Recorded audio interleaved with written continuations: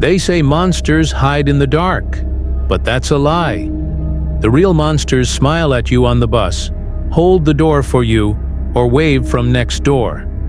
These 5 true stories will make you question every stranger you've ever met, and every shadow that looks just a little too human. Story 1. The Man with the Paper Cup. I used to work late at a downtown hospital, doing overnight cleaning on the quieter floors. Most nights were routine. Wipe the counters, mop the halls, replace the trash liners. It was lonely, but I liked the calm. The only creepy part was the echo. Every step rang down the corridor like the building was whispering back. One Tuesday around 2 a.m., I was on the 3rd floor. Old wing, mostly empty rooms, lights on motion sensors. I turned a corner and jumped because a man was standing at the end of the hall, holding a little paper cup like the ones in the water dispenser. He wore gray sweats and hospital socks, bald head, gaunt face. He was staring at the cup like he'd never seen one before. "Hey, you okay?" I asked. He looked up slowly. "I dropped this," he said. His voice was flat. "I'm not allowed to drop things." I told him I could get him water and pointed to the dispenser around the corner. He didn't move, just kept staring at the cup. I radioed the nurse station, but nobody answered. That happens. Night shift gets stretched thin. "Which room are you in?" I asked. He blinked a few times, then raised his free hand and pointed to room 314. I knew 314. That room was used for storage now. Extra beds and broken IV poles. No patients. I told him, "I think you're on the wrong floor," trying to sound calm. He smiled a little like he understood something I didn't. "I used to be in 314, he said. "I left it neat." He glanced down the hall at the dark doorway. "I like things neat." The motion lights behind him clicked off, one by one, until only the light above him stayed on. It hummed. He didn't look away from 314. I said I'd walk him back to his room, get a nurse, whatever. He just nodded. We started down the hall, my squeaky cartwheels louder than usual. When we reached 314, I pushed the door open. The air inside smelled like old metal and bleach. The moon lit up folded bed frames and stacked mattresses. No one had been in there for a while. The man didn't enter. He stood in the doorway and lifted the cup to his mouth like he was sipping, but the cup was empty. His lips touched the rim and stayed there. Then he whispered, "I'm not allowed to drop things," and the cup slipped from his fingers. It fell in slow motion. I swear it did. When it hit the tile, it didn't bounce or roll. It just stopped, like it landed in glue. My skin prickled. "I'm sorry," he said to the room. "Sir, let's—" Something moved by the back wall. A metal bed frame shifted with a tiny scraping sound. At the same time, footsteps came from behind us in the hall. A nurse. Relief washed over me. I turned, already explaining. "He's disoriented, says he was in—" There was no one in the hall. Just my cart and the humming light. The footsteps kept going, but they weren't behind us anymore. They were inside 314, crossing the floor toward us. Slow, even steps on tile. The man lifted his head. "I didn't drop it," he said, louder now. "I didn't." The steps stopped right in front of him. He looked up at empty air like he was making eye contact with someone. Then he stepped backward into the room and closed the door in my face. I grabbed the handle. It wouldn't budge. I yanked, shoved my shoulder into it. "Sir, open the door." From inside, I heard whispering. A lot of it, like multiple mouths whispering the same sentence a second apart. "I didn't drop it. I didn't drop it." Over and over. Finally, the door opened. The room was quiet again. The paper cup sat exactly where it had fallen. The stacked beds were where they had been. The man was gone. I sprinted to the nurse station. This time someone answered. I told them what happened, and 2 nurses searched the floor with me. We checked every room, every closet, even the stairwell. Nothing. We pulled up the patient list for the entire hospital. No admitted patient matched my description. Security reviewed the cameras later. They showed me pushing my cart down the corridor, talking to the empty end of the hall, opening the door to 314, and nothing else. A week later, one of the older nurses told me why that floor had been closed. Years before I started, a man on a psych hold stayed in 314. He had severe compulsions. One night he had a meltdown because a tech took away a little paper cup he kept in his hand. He wouldn't let it go. He had to hold on. When they forced him to drop it, he tried to hurt himself.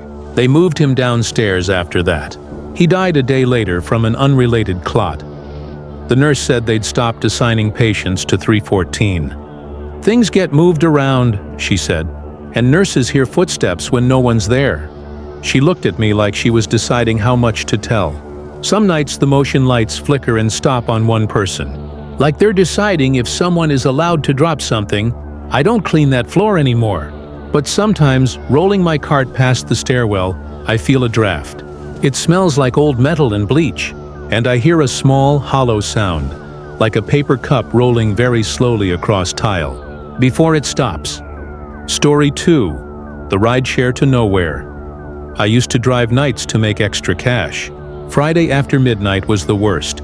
Drunk riders, long waits at bars, people trying to cram 6 into the back. But the money was there, so I did it. One night I accepted a pickup from a residential street next to a cemetery. The pin hovered on the corner like it didn't want to choose a side. Houses on one end, the cemetery gates on the other. The name on the app was just M. No rating, no photo, new account. I pulled up under a streetlight. No one was outside. I messaged here. The app replied with, "Passenger will arrive shortly." A minute later, the back door opened and someone got in. They didn't slam the door or greet me. They slid in like mist. "Hey there," I said. "You M?" No answer. I checked the mirror. A hooded figure sat in the middle seat, face shadowed, hands folded. I could make out a pale chin, maybe a mouth. No smell. Most riders smell like something. Cologne, beer, cigarettes. This one smelled like air that had been trapped behind a wall. Destination says Elm and 33rd, I said. It was across town, near an industrial area. "That cool?" A whisper floated up from the hood. "Please." We pulled away from the curb. I tried small talk. "Rough night? Need water?" Silence. The hooded head leaned slightly toward the window as we passed the cemetery gates.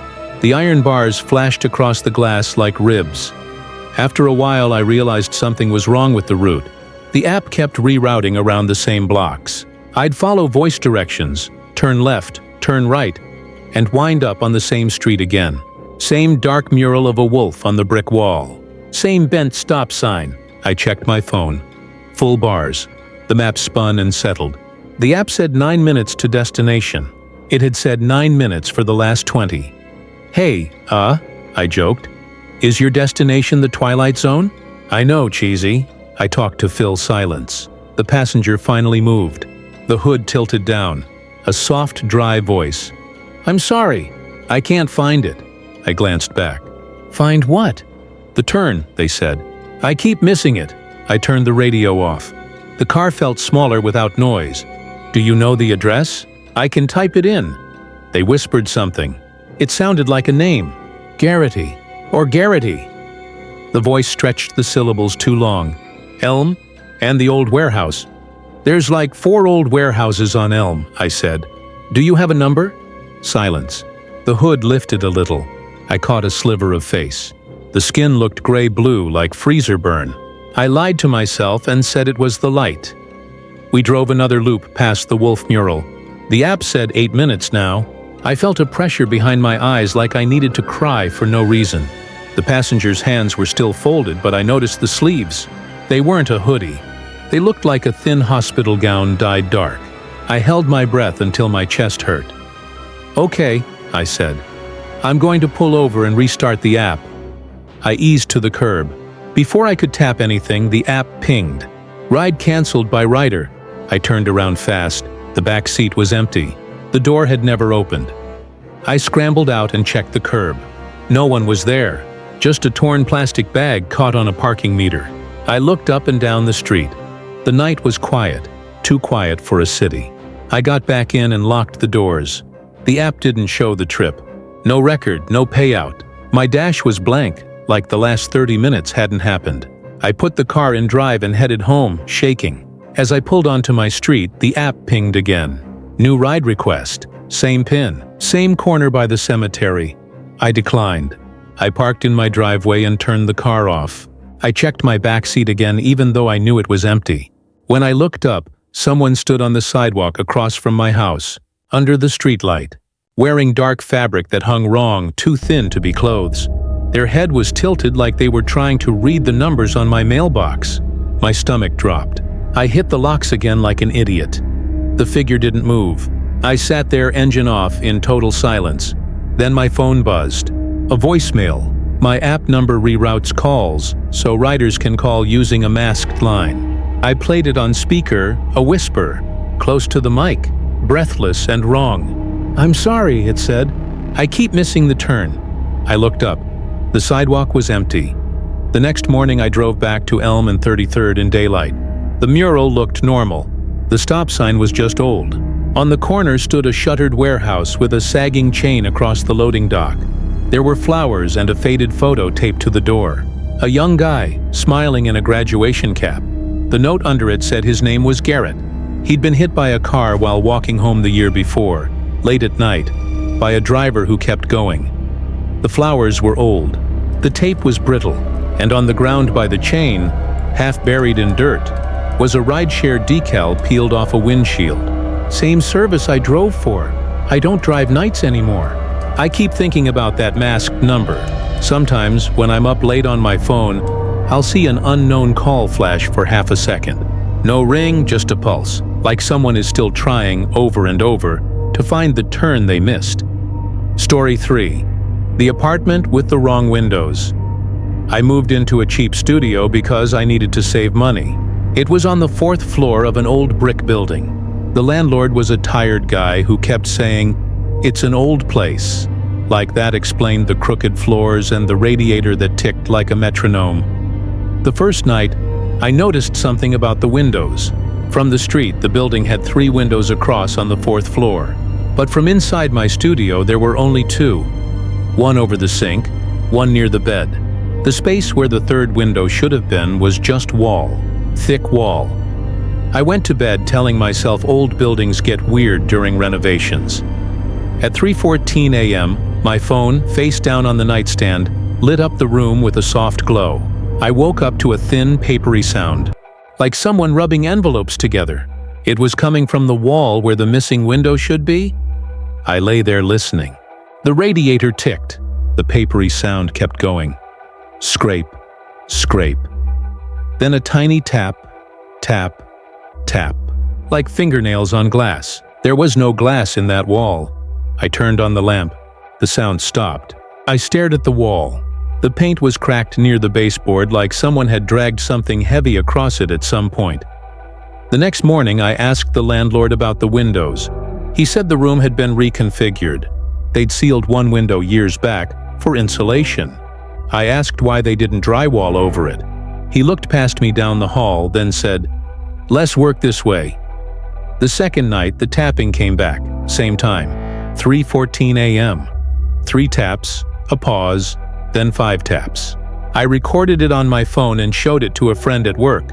He joked that it sounded like Morse code, then looked it up. 3 taps is S, 5 taps is 5. He laughed it off. I tried to. On the 3rd night, I pressed my ear to the wall when the tapping started. Through the drywall, I heard breath. It wasn't a steady in and out.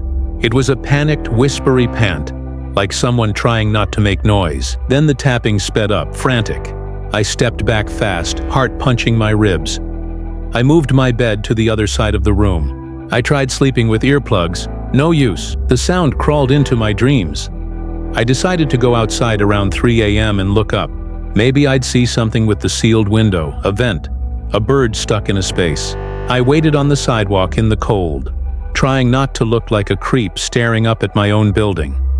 At 3:14 a.m., the apartment windows glowed with the blue light of TV screens and phone chargers. On the 4th floor, my 2 visible windows were dark. The sealed 3rd window was not sealed. I could see a faint square shape, darker than the brick around it. And behind that square for a second, the pale, flat outline of a face. Not a 3D face, not someone poking their head out. It was like a face pressed under thin paper, shadows where the eyes would be. It drifted sideways, then blinked out. I stepped back into the street. A car honked. I almost got clipped. When I looked back up, the square was brick again. I went back inside shaking. On my door at eye level, a sticky note fluttered. It wasn't there when I left. The note said, "Please don't tap back." I pulled it off with trembling fingers and took it to the landlord the next morning. He read it once. Then he asked if I'd opened the wall. I said no. He stared at me too long. "You know who lived there before you?" he said. "A woman who glued blackout paper over that sealed window. She said the dark made her feel safe. Didn't pay on time. One day she was gone. Left the paper." He hesitated. "Before that, a kid lived there. Actually, he didn't live there. His mother did. He crawled into the space when she was at work. Got stuck. Old buildings have holes." They didn't find him for a day. He was okay, but he wouldn't stop tapping after, even when he slept. "Parents moved out," I stared. "What space?" He shrugged like it didn't matter. "Between the brick and the drywall. There's a gap." That night, I put a chair in front of the wrong window wall and sat with my phone recording. At 3:14, the tapping began. 3 taps, pause, 5 taps. Then a new pattern, 2 taps, pause, 2 taps, pause, 2 taps, faster, like pleading. I whispered, "What do you want?" Silence. Then a single long scrape from ceiling to floor, like a fingernail dragged down a mirror. I jumped out of the chair. The radiator stopped ticking. The whole apartment suddenly felt vacuum-sealed, like all the air had been sucked out. My phone vibrated. Unknown number. I answered without thinking. A child's voice whispered, breathy and close, too close, like the phone was inside the wall. "Don't open," it said. "She wants you to open." Then the line went dead. I didn't sleep. I sat in the chair until sunrise. When the light came in, I saw fingerprints smeared in the dust along the baseboard. Small prints, and bigger ones, both sets dragging toward the corner, where the wall met the cold pipe. The landlord finally agreed to move me to a different unit. I packed in one day. Before I left, I peeled back the baseboard. There was a narrow slit behind it like a seam. From the slit, cool air breathed out, steady as a sleeping chest. I put my hand near it. Something tapped once, very gently against my palm from the other side. Then something else tapped back, slower, heavier, out of sync. 2 rhythms. The kid and someone older. I shoved the baseboard into place and left. I still think about that sticky note. Please don't tap back. I never did. But something in that wall keeps trying to find someone who will. Story 4. The House Sitter and the Red Porch Light. I was house-sitting for a couple in a quiet neighborhood. They warned me their motion camera was touchy, so I'd get alerts for every cat that crossed the porch. No big deal. They also told me to leave the red porch light on after dark. "It keeps the bugs away," they said. I believed them until the first night. Around 11 p.m., I got a camera alert. Person detected. I opened the app. The live view showed the porch, empty, washed in red light. The timestamp ticked up. No person. I scanned past alerts. Person detected 3 times in an hour. All empty. I stepped outside to check the angle. The red light made the front step look like a crime scene photo. The yard was silent. My breath made little clouds. I waved at the camera to reset it and went in. At 1 a.m., I was in the living room when the doorbell rang. I froze. No one was supposed to come by. The owners were on a cruise. I pulled up the camera again. The porch was empty. But the doorbell rang a second time, longer, like a finger pressing and holding. The chime echoed through the house. I crept to the peephole and looked. Red glass, empty porch. I opened the door a crack. Cold air slid in. Something rustled near the bushes. Then a woman's voice called from the darkness just beyond the light. "Hello? Can you help me? I think I'm lost. I didn't see anyone. Where are you?" I asked. "Right here," she said, a little laugh in her voice, like I was being dense. "My phone died. Can I use yours? Just for a second?"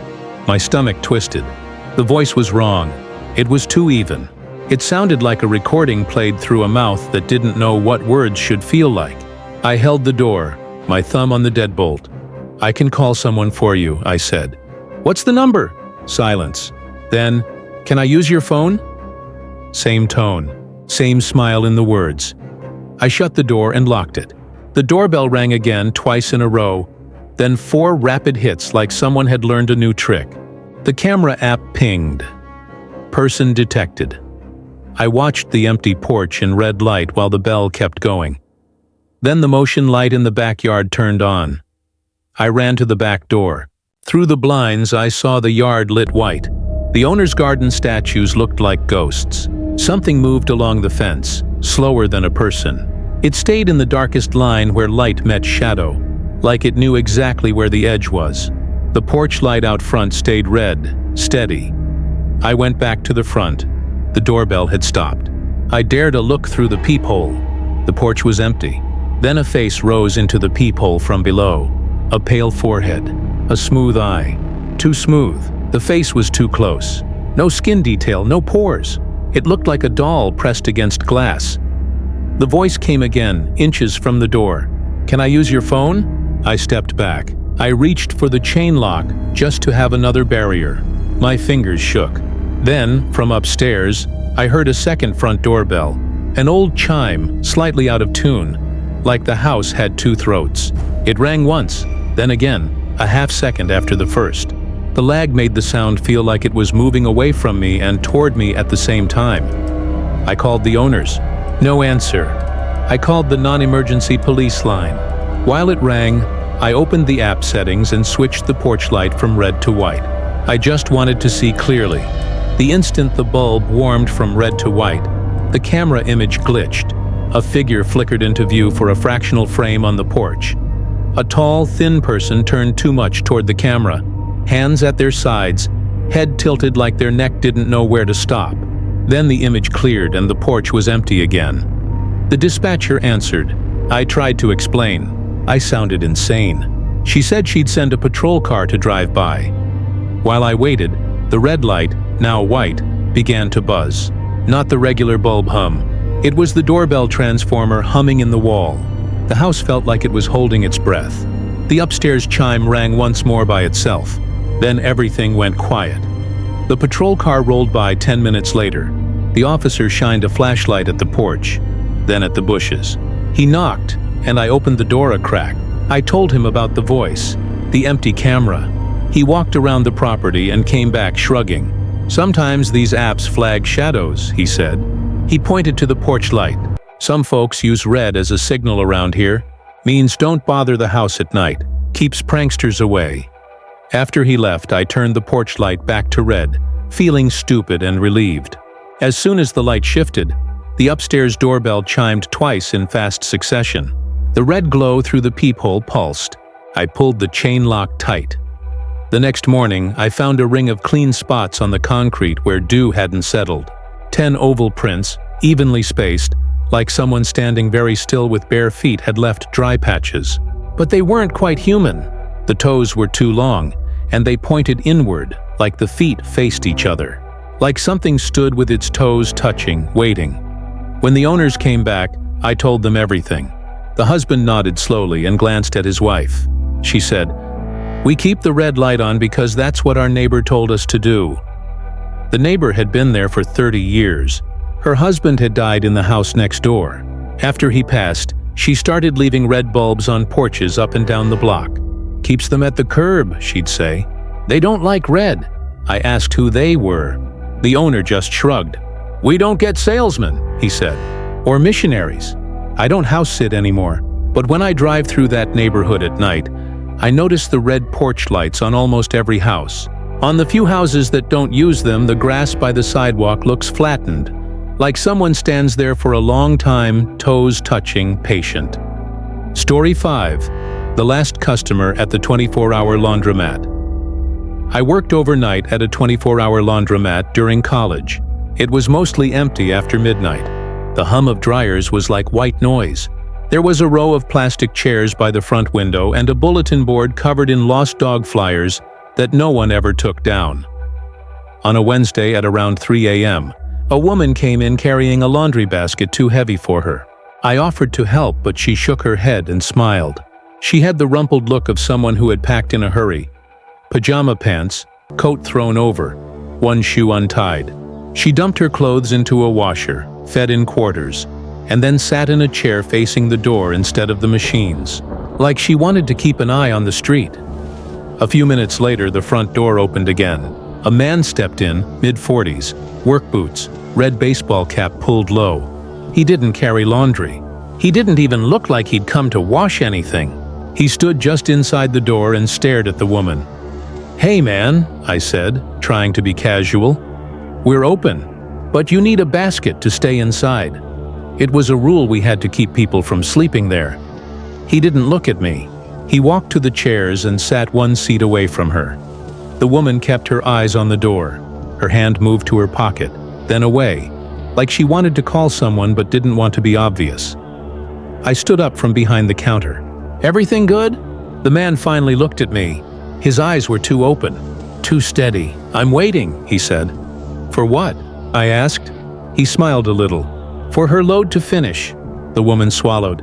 "I don't know you," she said, voice low. He nodded like they were discussing the weather. "Sure." I walked around the counter and stood closer. "You gotta buy a wash or you gotta go." He ignored me. He put his elbows on his knees and leaned forward, eyes on the door again. "He said to wait," he added, almost like an afterthought. "Who?" I said. He smiled wider. "You'll know." I was about to threaten to call the cops when the dryers all slowed at once. It was subtle, like the power had dipped. The fluorescent lights flickered. The bulletin board rattled like someone ran a finger across the push pins. The woman stood up fast. "Okay," I said, backing to the counter. My stomach did that roller coaster drop. I hit the switch that locks the back office door. It clicked, a tiny sound that felt too loud. The man stood too. He took 2 slow steps toward the woman and stopped at the end of the row of chairs. The front door opened by itself. Cold air pushed in, bringing the smell of wet asphalt and something metallic, like a penny under your tongue. A third person walked in. He wore a hoodie with the strings pulled tight, so only his mouth and chin were visible. He kept his hands in his front pocket. He didn't look at me. He didn't look at the woman. He looked at the man. "Okay," the hooded one said. His voice was friendly. "Thanks." The man in the red cap nodded and stepped aside like he'd been holding a place in line. The woman whispered no to no one in particular. Her washer still had 8 minutes left. I could see the display. 8 hours in red LED. The hooded one walked past her and kept going to the back of the laundromat, where the big industrial washers are. He stood in front of the last one and looked at the glass door. Inside, in the window reflection, I saw his mouth move. It formed a name I knew. My name. The washers slowed again, just for a second. A coin slipped out of one of the hoppers and rolled in a circle on the counter before falling off the edge. The hooded one turned around and looked at me. I still couldn't see his eyes, but I could feel them. Cold crawled up my arms, under my sleeves, like my blood didn't fit my veins anymore. "Can I help you?" I said. My voice came out small. He walked back toward me, then passed to the bulletin board. He pinched one of the old flyers between 2 fingers and peeled it off. The paper left a clean rectangle on the cork. He held the flyer up. It was a missing poster for a girl from years ago. The date at the bottom was in a month, I remember, because that was when I started working there. The girl's eyes in the photo were so bright they looked fake. The hooded one turned the paper around and showed it to the woman. "You saw her last," he said in that friendly tone. Not a question. The woman shook her head, slow at first, then fast. I don't know what that is." "She lived on your street," the hooded one said. "You told her mother she probably ran away." The woman covered her mouth with her hand. Tears spilled out. She didn't cry. She just leaked fear. The man in the red cap spoke to me without looking. "He wants you to lock the door." My hand moved on its own. I turned the deadbolt on the glass door that had opened by itself. It clicked. The sound echoed wrong, like the room swallowed it. The hooded one walked to the woman and held the flyer out. She didn't take it.